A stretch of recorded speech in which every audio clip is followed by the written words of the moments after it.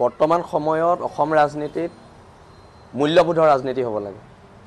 কোনোবাই কাবাক পইচা দি কিনিব, কোনোবাই কাবাৰ ওচৰত বিক্ৰী হৈ যাব, এনেকুৱা ধৰণৰ কথা ক'ব নালাগে। মূল্যবোধৰ ৰাজনীতি হ'ব লাগে। আমি মূল্যবোধৰ ৰাজনীতিত বিশ্বাসী মানুহ আৰু অনাগত দিনত খিলঞ্জীয়া মানুহৰ কাৰণে, খিলঞ্জীয়া মানুহৰ আধিপত্যৰ বাবে যিখন সংগ্ৰাম কৰিব লাগে, যদি ৰাজপথৰ সংগ্ৰাম হয় ৰাজপথত, যদি ৰাজনৈতিক সংগ্ৰাম হয় ৰাজনীতিৰ পথাৰত, কিন্তু যিখিনি কৰিম মূল্যবোধেৰে কৰিম আৰু নিম্ন খাপৰ কথা বতৰাই যাতে ৰাজনীতি নিয়ন্ত্ৰণ নহয়, মই তাৰ বাবে সকলো দলকে অনুৰোধ জনাইছোঁ। আৰু এটা কথা, যেতিয়ালৈকে বীৰ লাচিত সেনা অসম নামৰ এই সত্তাটো আছে, আমাৰ হাজাৰ হাজাৰ সৈনিক আছে, তেতিয়ালৈকে উজনি অসম বাংলাদেশ হ'বলৈ দিয়া নহ'ব কোনো কাৰণতে। সি লাগিলে হিন্দু বাংলাদেশী আগ্ৰাসন হওক, সি লাগিলে মুছলমান বাংলাদেশী আগ্ৰাসন হওক, কোনো কাৰণতে বাংলাদেশী আগ্ৰাসন উজনি অসমত সহ্য কৰা নহ'ব। সেইটো আমাৰ স্পষ্ট মতামত। কাৰণ ৰাজনীতিতকৈ আগত আমাৰ বাবে জাতি, আৰু জাতিৰ ক্ষেত্ৰত কোনো ধৰণৰ কম্প্ৰমাইজ কৰা নহ'ব। আৰু মোক 2 লাখ টকাৰ প্ৰয়োজন নাই। ইতিমধ্যে তেওঁ স্তাৱক বাহিনীয়ে কৈ থৈছে যে শৃংখল চলিয়াই জয়ন্ত মল্ল বৰুৱাৰ পৰা কোটি কোটি টকা ল'লে, আৰু সেইকাৰণে মোক আৰু 2 লাখ টকাৰ প্ৰয়োজনটো নাই।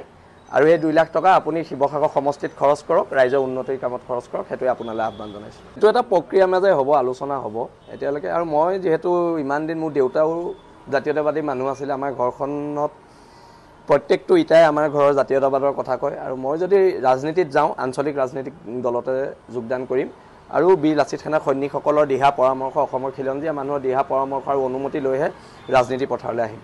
বৰ্তমান সময়ত অসম ৰাজনীতিত মূল্যবোধৰ ৰাজনীতি হ'ব লাগে। কোনোবাই কাবাক পইচা দি কিনিব, কোনোবাই কাবাৰ ওচৰত বিক্ৰী হৈ যাব, এনেকুৱা ধৰণৰ কথা ক'ব নালাগে। মূল্যবোধৰ ৰাজনীতি হ'ব লাগে। আমি মূল্যবোধৰ ৰাজনীতিত বিশ্বাসী মানুহ আৰু অনাগত দিনত খিলঞ্জীয়া মানুহৰ কাৰণে, খিলঞ্জীয়া মানুহৰ আধিপত্যৰ বাবে যিখন সংগ্ৰাম কৰিব লাগে, যদি ৰাজপথৰ সংগ্ৰাম হয় ৰাজপথত, যদি ৰাজনৈতিক সংগ্ৰাম হয় ৰাজনীতিৰ পথাৰত, কিন্তু যিখিনি কৰিম মূল্যবোধেৰে কৰিম আৰু নিম্ন খাপৰ কথা বতৰাই যাতে ৰাজনীতি নিয়ন্ত্ৰণ নহয়, মই তাৰ বাবে সকলো দলকে অনুৰোধ জনাইছোঁ। আৰু এটা কথা, যেতিয়ালৈকে বীৰ লাচিত সেনা অসম নামৰ এই সত্তাটো আছে, আমাৰ হাজাৰ হাজাৰ সৈনিক আছে, তেতিয়ালৈকে উজনি অসম বাংলাদেশ হ'বলৈ দিয়া নহ'ব কোনো কাৰণতে। সি লাগিলে হিন্দু বাংলাদেশী আগ্ৰাসন হওক, সি লাগিলে মুছলমান বাংলাদেশী আগ্ৰাসন হওক, কোনো কাৰণতে বাংলাদেশী আগ্ৰাসন উজনি অসমত সহ্য কৰা নহ'ব। সেইটো আমাৰ স্পষ্ট মতামত। কাৰণ ৰাজনীতিতকৈ আগত আমাৰ বাবে জাতি, আৰু জাতিৰ ক্ষেত্ৰত কোনো ধৰণৰ কম্প্ৰমাইজ কৰা নহ'ব।